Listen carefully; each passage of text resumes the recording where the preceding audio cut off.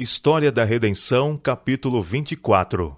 A Arca de Deus e o sucesso de Israel. A Arca de Deus era um cofre sagrado, feito para ser o repositório dos 10 mandamentos, lei que era a representação do próprio Deus. Esta arca era considerada a glória e força de Israel. O sinal da presença divina estava sobre ela, dia e noite. Os sacerdotes que ministravam diante dela eram sagradamente ordenados para o santo ofício. Usavam um peitoral guarnecido de pedras preciosas de diferentes materiais, os mesmos que compõem os 12 fundamentos da cidade de Deus. Dentro das bordas estavam os nomes das 12 tribos de Israel, gravados em pedras preciosas engastadas em ouro. Este era um riquíssimo e belo trabalho, suspenso dos ombros dos sacerdotes, cobrindo o peito.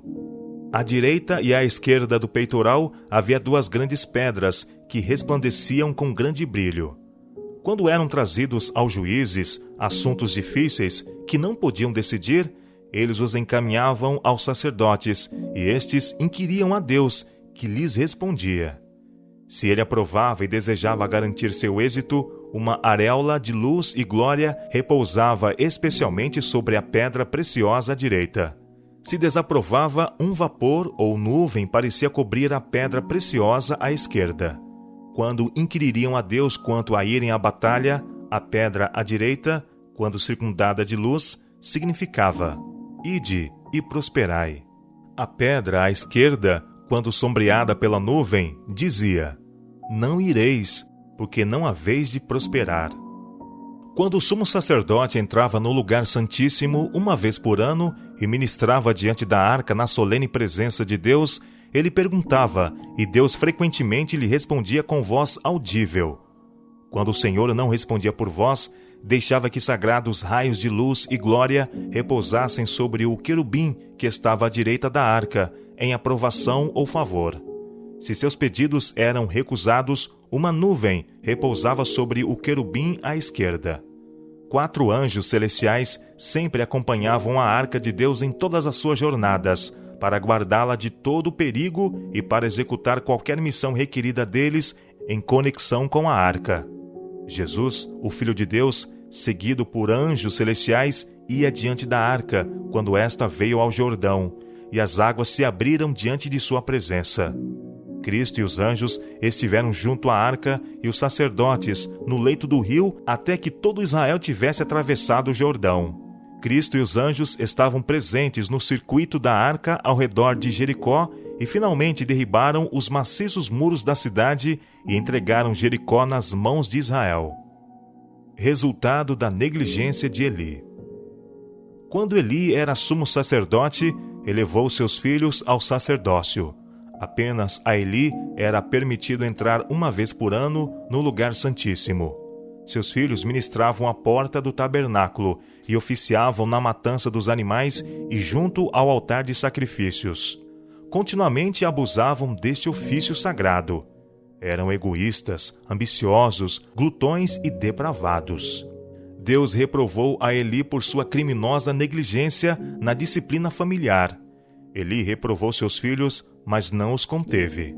Depois que foram colocados no sagrado ofício do sacerdócio, Eli ouviu de sua conduta em defraudar os filhos de Israel de suas ofertas, e soube de suas insolentes transgressões da lei de Deus e de sua conduta violenta, que levava a Israel ao pecado. O Senhor fez saber ao menino Samuel os juízos que traria sobre a casa de Eli por causa de sua negligência. Disse o Senhor a Samuel: eis que vou fazer uma coisa em Israel, a qual todo o que ouvir lhe tinirão ambos os ouvidos. Naquele dia, suscitarei contra Eli tudo quanto tenho falado com respeito à sua casa. Começarei e o cumprirei. Porque já lhe disse que julgarei a sua casa para sempre, pela iniquidade que ele bem conhecia. Porque seus filhos se fizeram execráveis, e ele os não repreendeu. Portanto, jurei à casa de Eli que nunca jamais lhe será expiada a iniquidade, nem com sacrifício, nem com oferta de manjares. As transgressões dos filhos de Eli eram tão ousadas, tão insultantes a um Deus santo, que nenhum sacrifício podia expiar tão obstinada transgressão.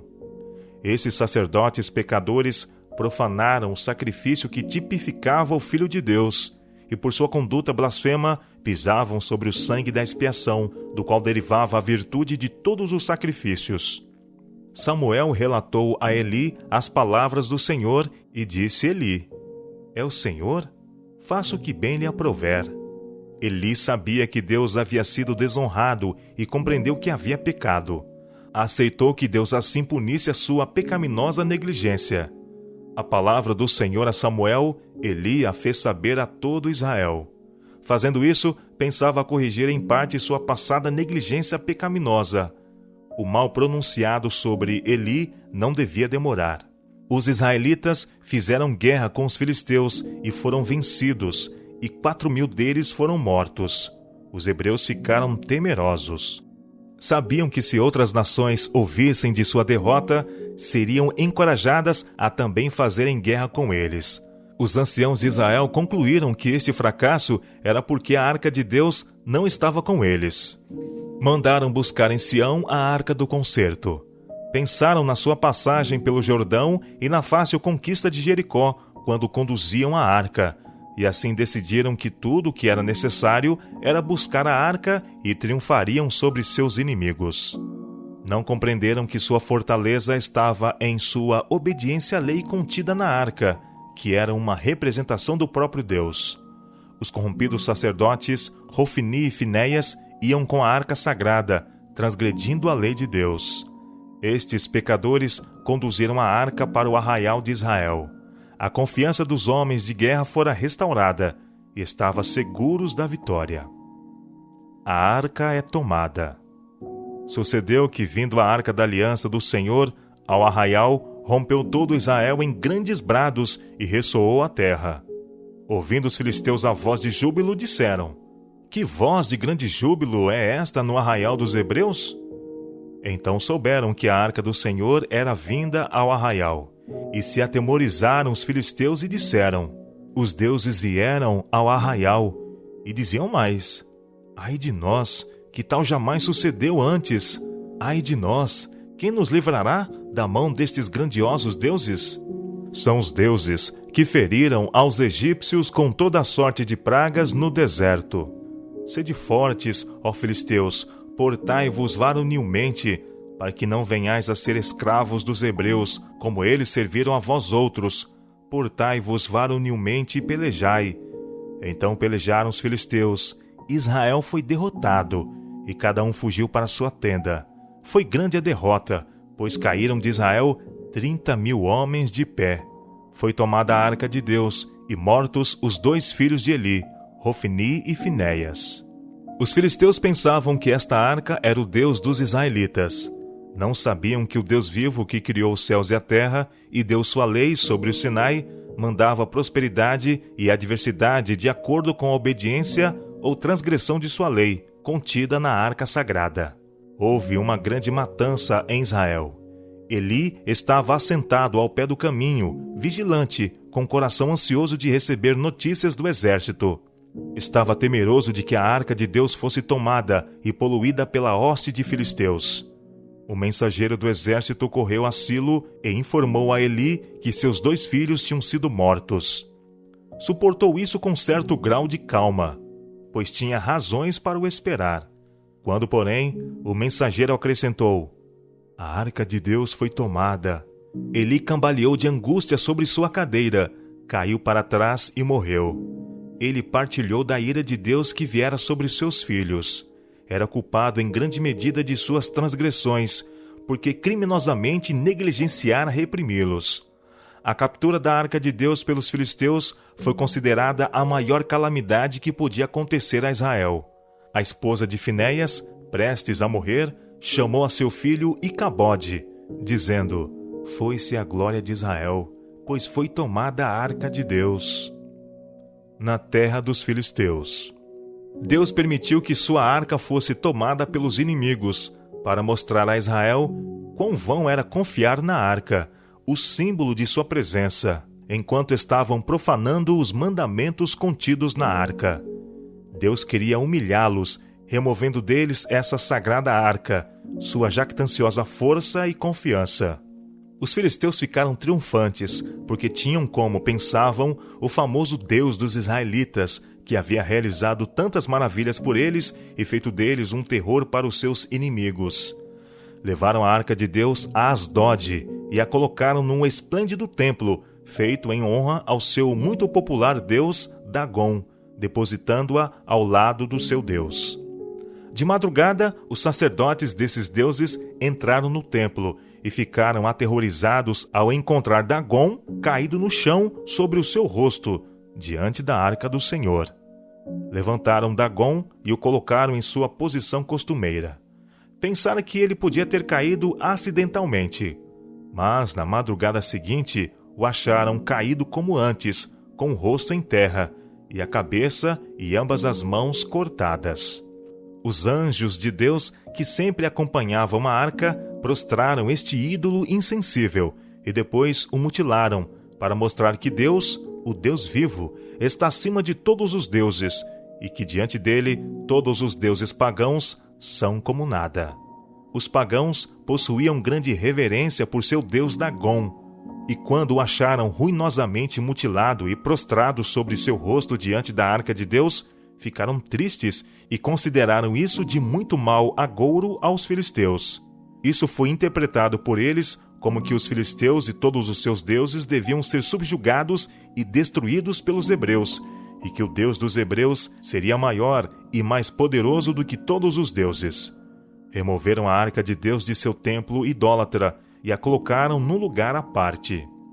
A arca de Deus foi conservada 7 meses pelos filisteus. Tinham derrotado os israelitas e aprendido a arca de Deus, no que supunham consistir o poder deles, e imaginaram que estariam sempre em segurança, e não mais teriam temor do exército de Israel. Mas em meio à alegria pelo seu êxito, um clamor foi ouvido por toda a terra, e a causa foi afinal atribuída à arca de Deus. Ela era transportada de lugar para lugar em terror, e a destruição da parte de Deus seguiu seu curso, até que os filisteus ficaram grandemente perplexos, sem saber o que fazer com ela. Os anjos que a acompanhavam guardaram-na de qualquer dano, e os filisteus não se atreviam a abrir a arca, pois seu deus Dagom tinha encontrado tal sorte que eles temiam tocá-la ou tê-la próximo deles. Chamaram sacerdotes e adivinhos e perguntaram-lhes o que devia fazer com a arca de Deus. Advertiram-nos de que a deviam mandar de volta ao povo a quem pertencia e mandar com ela uma custosa oferta pela transgressão, e que se Deus houvesse por bem aceitá-la, eles seriam curados. Deviam também compreender que a mão de Deus estava contra eles, porque haviam tomado sua arca, que pertencia apenas aos israelitas. Retorno a Israel. Alguns não estavam a favor disto. Seria demasiada humilhação carregar a arca de volta, e argumentaram que nenhum filisteu ousaria arriscar a vida em levar a Israel a arca de Deus, que havia trazido tanta morte sobre eles. Seus conselheiros aconselharam o povo a não endurecer o coração, como os egípcios e Faraó fizeram, e provocarem ainda mais aflições e pragas sobre si. E como estivessem todos temerosos de tomar a arca de Deus, eles os aconselharam, dizendo: Agora, pois, fazei um carro novo, tomai 2 vacas com crias, sobre as quais não se pôs ainda jugo, e atai-as ao carro, seus bezerros levá-lo-eis para casa. Então tomai a arca do Senhor, e ponde-a sobre o carro, e metei num cofre ao seu lado as figuras de ouro que lhe haveis de entregar como oferta pela culpa, e deixai-a ir. Reparai, se subir pelo caminho rumo do seu território, a Bet-Semes, foi ele que nos fez este grande mal. E se não, saberemos que não foi a sua mão que nos feriu, foi casual o que nos sucedeu. Assim fizeram aqueles homens, e tomaram 2 vacas com crias e as ataram ao carro, e os seus bezerros encerraram em casa. As vacas se encaminharam diretamente para Bet-Semes, e andando e berrando, seguiam sempre por esse mesmo caminho, sem se desviarem nem para a direita e nem para a esquerda. Os filisteus sabiam que as vacas não seriam induzidas a abandonar suas crias, a menos que fossem impelidas por algum poder invisível. As vacas foram diretamente a Bet-Semes, mugindo por suas crias e, contudo, afastando-se delas. Os príncipes dos filisteus seguiram após a arca até o termo de Bet-Semes. Não ousaram confiar a sagrada arca inteiramente às vacas. Temiam que, se algum mal acontecesse a ela, maiores calamidades viriam sobre eles. Não sabiam que anjos de Deus acompanhavam a arca e guiavam as vacas em seu caminho para o lugar ao qual pertencia. A presunção punida. O povo de Bet-Semes estava cegando no campo, e quando viram a arca de Deus sobre um carro, puxado por vacas, grandemente se alegraram. Sabiam que isto era obra de Deus. As vacas puxaram o carro que continha a arca para uma grande pedra, e pararam. Os levitas desceram a arca do Senhor e a oferta dos filisteus, e ofereceram o carro e as vacas que tinham trazido a sagrada arca e a oferta dos filisteus, como um holocausto ao Senhor. Os príncipes dos filisteus voltaram a Ecrom, e a praga cessou. Os homens de Bet-Semes estavam curiosos para saber que grande poder havia na arca, que a levou a operar coisas tão maravilhosas. Olhavam para a arca apenas como sendo poderosa, e não acreditavam no poder de Deus. Ninguém, exceto homens sagradamente designados para este propósito, podia olhar para a arca descoberta, sem serem mortos, pois era como se olhassem para o próprio Deus. Como as pessoas satisfizessem sua curiosidade e abrissem a arca para contemplar seu sagrado recesso, coisa que os pagãos idólatras não ousaram fazer, os anjos de Deus que atendiam a arca mataram cerca de 5.000 pessoas. O povo de Bet-Semes ficou com temor da arca e disse: quem poderia estar perante o Senhor, este Deus santo, e para quem subirá desde nós? Enviaram, pois, mensageiros aos habitantes de Quiriate-Jearim, dizendo: os filisteus devolveram a arca do Senhor, descei, pois, e fazei-a subir para vós outros. O povo de Quiriate-Jearim trouxe a arca do Senhor para a casa de Abinadab, e consagraram seu filho para que a guardassem. Por 20 anos, os hebreus estiveram em poder dos filisteus, e estavam grandemente humilhados e arrependidos de seu pecado, e Samuel intercedeu por eles, e Deus foi outra vez misericordioso com eles.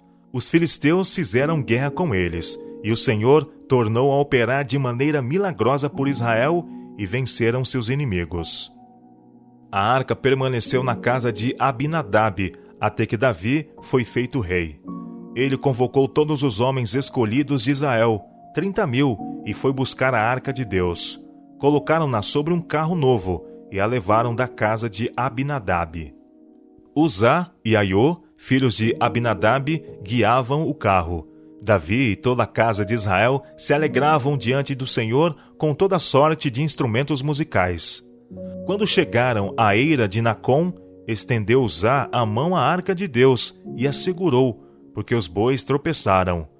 Então a ira do Senhor se acendeu contra Uzá, e Deus o feriu ali por esta irreverência, e morreu ali junto à arca de Deus. Uzá ficou irado com os bois porque tropeçaram. Demonstrou uma manifesta desconfiança de Deus, como se aquele que tinha trazido a arca da terra dos filisteus não pudesse tomar conta dela. Os anjos que atendiam a arca feriram Uzá por sua impaciente presunção de colocar a mão sobre a arca de Deus. Temeu Davi ao Senhor naquele dia e disse: como virá a mim a arca do Senhor? Não quis Davi retirar para junto de si a arca do Senhor, para a cidade de Davi, mas a fez levar à casa de Obed-Edom, o geteu. Davi sabia que era um homem pecador, e temia que a semelhança de Uzá pudesse ser da mesma maneira presunçoso e atrair a ira de Deus sobre si. Ficou a arca do Senhor em casa de Obed-Edom, o geteu, 3 meses, e o Senhor o abençoou, e a toda a sua casa. Deus queria ensinar a seu povo que, ao passo que sua arca era terror e morte para os que transgredissem seus mandamentos, nela contidos, era também uma bênção e fortalecimento para os que fossem obedientes aos seus mandamentos. Quando Davi ouviu que a casa de Obed-Edom era grandemente abençoada e tudo que ele tinha prosperava, por causa da arca de Deus, ficou ansioso por trazê-la para sua própria cidade. Contudo, antes de Davi aventurar-se a mudar a sagrada arca, santificou-se a Deus e também ordenou que todos os homens principais de autoridade no reino deviam guardar-se de todo o negócio secular e de todas as coisas que desviassem sua mente da devoção sagrada. Assim deviam eles santificar-se para o propósito de conduzir a sagrada arca para a cidade de Davi. Foi, pois, Davi, e com alegria fez subir a arca de Deus da casa de Obed-edom, a cidade de Davi. Introduziram a arca do Senhor e puseram-na no seu lugar, na tenda que lhe armara Davi. E este trouxe holocaustos e ofertas pacíficas perante o Senhor. No Templo de Salomão. Depois de Salomão ter terminado a construção do templo, convocou os anciãos de Israel e os mais influentes dentre o povo, para fazer subir a arca do concerto do Senhor da cidade de Davi. Estes homens consagraram-se a Deus e com grande solenidade e reverência acompanharam os sacerdotes que conduziam a arca. Vieram todos os anciãos de Israel e os sacerdotes tomaram a arca do Senhor e a levaram para cima, com a tenda da congregação e também os utensílios sagrados que nela havia. Os sacerdotes e levitas é o que os fizeram subir. O rei Salomão e toda a congregação de Israel, que se reunira a ele, estavam todos diante da arca, sacrificando ovelhas e bois, que de tão numerosos não se podiam contar. Salomão seguiu o exemplo de seu pai Davi. A cada 6 passos ele sacrificava. Com cânticos e música e com grande cerimônia, puseram os sacerdotes a arca da aliança do Senhor no seu santo lugar, no santuário mais interior do templo, no Santo dos Santos, debaixo das asas dos querubins, pois os querubins estendiam as asas sobre o lugar da arca, e do alto cobriam a arca e os varais. Um muito esplêndido santuário tinha sido feito, de acordo com o modelo mostrado a Moisés no monte e posteriormente apresentado pelo Senhor a Davi. O santuário terrestre era feito à semelhança do celestial. Em adição aos querubins na cobertura da arca, Salomão fez 2 outros anjos de tamanho maior, postados em cada lado da arca, representando os anjos celestiais sempre guardando a lei de Deus. É impossível descrever a beleza e o esplendor deste tabernáculo. Ali como no tabernáculo do deserto, a sagrada arca foi conduzida em solene e reverente ordem, e colocada no lugar sob as asas dos 2 majestosos querubins em pé sobre o solo. O sagrado coro uniu suas vozes com toda espécie de instrumentos musicais em louvor a Deus. Enquanto as vozes, em harmonia com os instrumentos musicais, ressoavam através do templo e eram levadas pelos ares através de Jerusalém, a nuvem da glória de Deus tomava posse da casa, como outrora havia enchido o tabernáculo. Tendo os sacerdotes saído do santuário, uma nuvem encheu a casa do Senhor, de tal sorte que os sacerdotes não puderam permanecer ali para ministrar por causa da nuvem, porque a glória de Deus enchera a casa do Senhor. O rei Salomão permaneceu sobre uma plataforma de bronze diante do altar e abençoou o povo.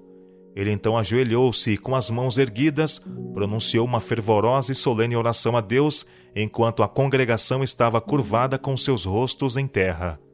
Depois de Salomão ter terminado sua oração, um fogo miraculoso veio do céu e consumiu o sacrifício. Por causa dos pecados de Israel, a calamidade que Deus disse que deveria vir sobre o templo, se seu povo se separasse dele, cumprir-se-ia algumas centenas de anos depois de ter sido o templo construído. Deus prometeu a Salomão que se ele permanecesse fiel e seu povo fosse obediente a todos os seus mandamentos, o glorioso templo devia permanecer para sempre em todo o seu esplendor, como uma evidência da prosperidade e das exaltadas bênçãos que repousavam sobre Israel devido à sua obediência. O cativeiro de Israel. Por causa da transgressão de Israel aos mandamentos de Deus e seus atos ímpios, Deus permitiu que eles fossem levados em cativeiro, para humilhá-los e puni-los. Antes do templo ser destruído, Deus fez saber a alguns de seus fiéis servos o destino do templo, que era o orgulho deles, e por eles referido com idolatria, ao mesmo tempo em que estavam pecando contra Deus. Também lhes revelou o cativeiro de Israel. Estes homens, justos, exatamente antes da destruição do templo, removeram a sagrada arca que continha as tábuas de pedra, e com lamento e tristeza esconderam-na numa caverna, onde devia ficar oculta do povo de Israel por causa de seus pecados, não mais sendo-lhes restituída. Esta sagrada arca ainda está oculta, jamais perturbada desde que foi